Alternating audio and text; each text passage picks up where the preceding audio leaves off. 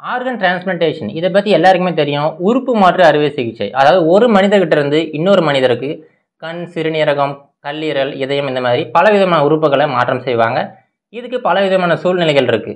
இந்த organ donation இது இல்லாமல் ஒரு நாளைக்கு பலாயிரக்கணக்கான பேர் இறக்குறாங்க. பல கோடி பேர் இந்த ஆர்கன் டொனேஷனுக்காக வெயிட் பண்ணிக்கிட்டு இருக்காங்க. இப்போ யோசிச்சு பாருங்க, இப்போ இருக்கிற மெடிக்கல் ஃபீல்டில் ஒரு மனிதர்கிட்ட இருந்து இன்னொரு மனிதருக்கு தான் நம்ம ஆர்கன் டிரான்ஸ்பிளான்ட் பண்ண முடியும். அதுவே ஒரு மிருகத்துக்கிட்ட இருந்து மனிதருக்கு டிரான்ஸ்பிளான்ட் பண்ண முடிஞ்சா அது எவ்வளோ பெரிய ஒரு வரப்பிரசாதமாக இருக்கும் கொஞ்சம் யோசிச்சு பாருங்க. அதுதான் இப்போ யூஎஸ்ல இருக்கிற ஒரு ஹாஸ்பிட்டல் வந்து நிகழ்த்தி காட்டியிருக்காங்க.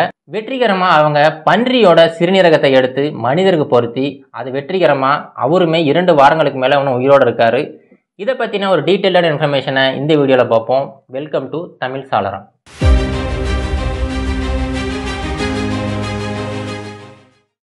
உலக அளவில் எடுத்துக்கிட்டிங்கன்னா ஒரு நாளைக்கு பலாயிரக்கணக்கான பேர் இந்த கிட்னி இல்லாமல் இறக்குறாங்க. அவங்க பார்த்தீங்கன்னா டயாலிசிஸில் இருப்பாங்க. ஆனால் ரொம்ப நாளைக்கு டயாலிசிஸில் இருக்க முடியாது. அதன் காரணமாக ஒரு நாளைக்கு பலாயிரக்கணக்கான பேர் அவங்களோட உயிரை விட்டுக்கிட்டு இருக்காங்க. அது மட்டும் இல்லாமல் பல கோடி பேர் இந்த ஆர்கன் டொனேஷன் அந்த லிஸ்ட் இருக்கும். பார்த்தீங்கன்னா உங்களுக்கு ஒரு கிட்னி தேவைப்பட்டால் நீங்கள் வந்து இப்போ முதல்ல போய் ரிஜிஸ்டர் பண்ணோம். அந்த மாதிரி பல கோடி பேர் இந்த லிஸ்ட்டில் வந்து வெயிட் பண்ணிக்கிட்டு இருக்காங்க ஆர்கன் டொனேஷனுக்காக. இப்போ நார்மலாக அவங்களுடைய தெரிஞ்சவங்க, அவங்க உறவினர்கள் மட்டும்தான் கிட்னியை வந்து டொனேட் பண்ண முடியும். மற்றபடி நீங்கள் இல்லீகலாக எதுவுமே பண்ண முடியாது. இந்த மாதிரி சூழ்நிலையில் இந்த கிட்னி மாற்று அறுவை சிகிச்சை ஒரு மிருகத்துக்கிட்ட இருந்து மனிதருக்கு மாற்றிருக்காங்க.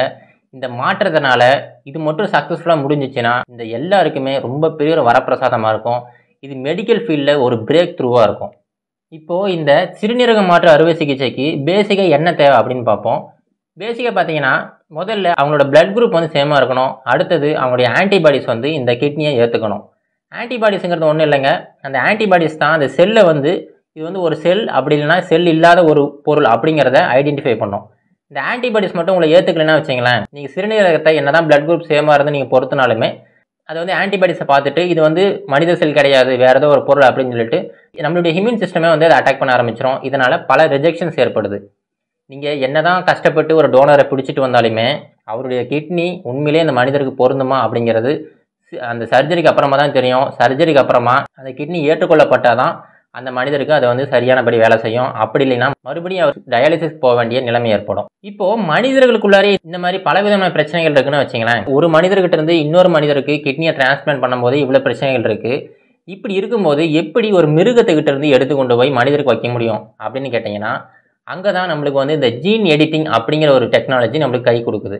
ஜீன் எடிட்டிங்னா ஒன்றும் இல்லைங்க, நம்ம ஜீனில் பார்த்தீங்கன்னா பொதுவாக இந்த அடினைன், சைட்டோசைன், குவானைன், தைமைன் இந்த மாதிரி மூலக்கூறுகள்லாம் இருக்கும். இந்த மூலக்கூறுகள்லாம் ஒவ்வொரு விதமான செக்மெண்ட்டில் எல்லாமே ஒவ்வொரு அரேஞ்ச்மெண்ட்டில் இருக்கும். இந்த அரேஞ்ச்மெண்ட் காரணமாக தான் அது வந்து ப்ரோட்டீன் ப்ரொடக்ஷன் ஆகட்டும் எல்லா விதமான செயல்பாடுகளுக்குமே இது பயன்படும். இப்போ இவங்க என்ன பண்ணியிருக்காங்கன்னா கிட்டத்தட்ட 10க்கும் மேற்பட்ட முறை ஜீன் எடிட்டிங் பண்ணியிருக்காங்க.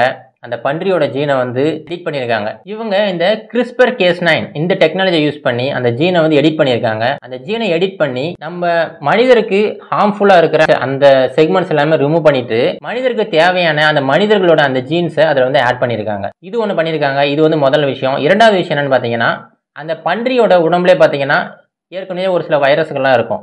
அந்த ரெட்ரோ வைரஸ் எல்லாமே இவங்க வந்து ஜீன் எடிட்டிங் மூலமாக இன்ஆக்டிவேட் பண்ணியிருக்காங்க. இதன் மூலமாக மனிதர்களுக்கு பொருத்தும் போது மனிதர்களுக்கு சர்ஜரிக்கு அப்புறமா எந்த ஒரு இன்ஃபெக்ஷனுமே ஏற்படாமல் இருக்கும். இந்த விஷயங்கள் எல்லாமே அவங்க டேக் கேர் பண்ணியிருக்காங்க.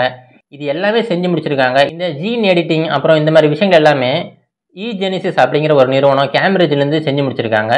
அவங்க செஞ்சு முடித்து தயார் பண்ண அந்த பன்றியோட அந்த சிறுநீரகத்தை யூஎஸ்ல இருக்கிற மேசாச்சூசெட்ஸ் ஜெனரல் ஹாஸ்பிட்டல் அங்கே தான் வந்து சர்ஜரி வெற்றிகரமாக செஞ்சு முடிச்சிருக்காங்க. இந்த சர்ஜரி பார்த்தீங்கன்னா ஒரு 62 வயது மதிக்கத்தக்க ஒரு மனிதருக்கு தான் பண்ணியிருக்காங்க. இந்த மனிதருக்கு ஆல்ரெடி வந்து கிட்னி ஃபெயிலியர் ஆயிடுச்சு. அவர் ரொம்ப காலமாக டயாலிசிஸ் தான் இருக்காரு. இதுக்கு முன்னாடி ஒரு சில சர்ஜரிஸ் பண்ணியிருக்காங்க. அதாவது பன்றியோட இதயத்தை எடுத்து இன்னும் 2 மனிதர்களுக்கு மாற்றிருக்காங்க. ஆனால் அந்த சர்ஜரி பார்த்தீங்கன்னா ஒரு சில வாரங்கள்லேயே அந்த 2 மனிதர்களுமே இறந்து போயிட்டாங்க. இந்த விஷயங்கள் எல்லாமே தெரிஞ்சுமே இந்த மனிதர் இந்த சர்ஜரிக்கு ஒத்துக்கிட்டு இருந்திருக்காரு.